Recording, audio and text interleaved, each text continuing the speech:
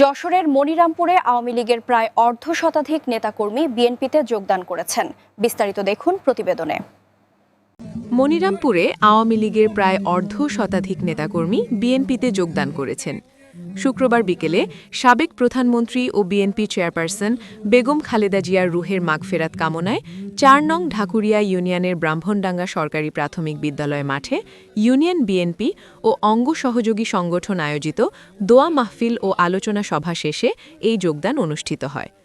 মনিরামপুর উপজেলা বিএনপির সিনিয়র সহসভাপতি ও ঢাকুরিয়া ইউনিয়ন বিএনপির সভাপতি জিএম মিজানুর রহমানের সভাপতিত্বে এ সময় উপস্থিত ছিলেন যুব জমিয়ত বাংলাদেশের কেন্দ্রীয় সভাপতি মুফতি হোসাইন আহমেদ, মনিরামপুর উপজেলা জমিয়তে উলামায়ে ইসলামের প্রচার সম্পাদক হাফেজ রফিকুল ইসলাম, ইউনিয়ন বিএনপির সাধারণ সম্পাদক আবু জাফর সিদ্দিকী, সাংগঠনিক সম্পাদক মোহাম্মদ শহীদুল ইসলাম সহ ইউনিয়ন ও ওয়ার্ড বিএনপির নেতৃবৃন্দ।